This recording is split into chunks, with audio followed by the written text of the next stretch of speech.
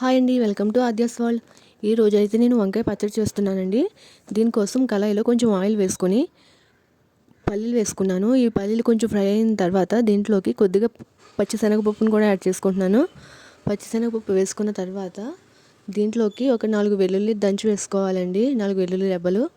తర్వాత ఒక table spoon వరకు ధనియాలు, ఒక హాఫ్ టీ స్పూన్ వరకు జీలకర్ర వేసుకుంటున్నాను. ఇవి మొత్తం దోరగా వేయించుకోవాలి. తర్వాత దీంట్లోకి కరివేపాకును కూడా వేసుకుంటున్నాను. అలాగే పచ్చిమిర్చి కూడా వేసుకుంటున్నాను. పచ్చిమిర్చి అనేది మీ కారం బట్టి వేసుకోండి. ఇవన్నీ కూడా బాగా ఫ్రై అవ్వాలి. పల్లీలు, శనగపప్పు ఇవన్నీ కూడా గింజ లోపల వరకు ఫ్రై అయితేనే టేస్ట్ బాగుంటుందండి. అందుకని స్లో ఫ్లేమ్లోనే వేయించుకోవాలి. తర్వాత దీంట్లోకి కొద్దిగా నువ్వులు కూడా యాడ్ చేసుకున్నాను. నువ్వులు అనేవి త్వరగానే ఫ్రై అయిపోతాయి, ఆ వేడికి ఫ్రై అయిపోతాయి. ఇప్పుడు ఇవన్నీ ఫ్రై అయిపోయిన తర్వాత మిక్సీ జార్లోకి తీసేసుకున్నాను కదా. తర్వాత ఇప్పుడు ఇందులోకి వంకాయ ముక్కలను వేసుకుంటున్నాను. దీనికి మీరు ఏ వంకాయ అయినా వాడొచ్చండి, అంటే తెల్ల వంకాయ అయినా పర్వాలేదు, ఇలా నల్ల వంకాయ అయినా పర్వాలేదు. ఈ వంకాయ అనేది బాగా మగ్గిపోవాలి.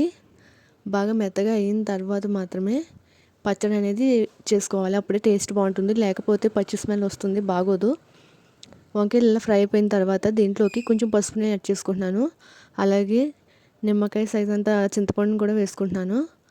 ఆ వేడికి చింతపండు అనేది మగ్గిపోతుంది. తర్వాత ఆ వంకాయ ముక్కలను కూడా ముందుగా మనం పల్లీలు అవి ఫ్రై చేసుకున్నాం కదా, వాటిలోకి యాడ్ చేసుకుని టేస్ట్కి సరిపడినంత సాల్ట్ వేసుకోవాలి. అలా వేసుకుని ఇలా గ్రైండ్ చేసుకోవాలండి. పచ్చడి అనేది మరీ మెత్తగా ఉండకూడదు, కొంచెం కచ్చా పచ్చగా ఉంటేనే టేస్ట్ అనేది బాగుంటుంది. పచ్చడి ఇలా రెడీ అయిపోయిన తర్వాత ఇంకా తాలింపు వేసుకుంటున్నాను.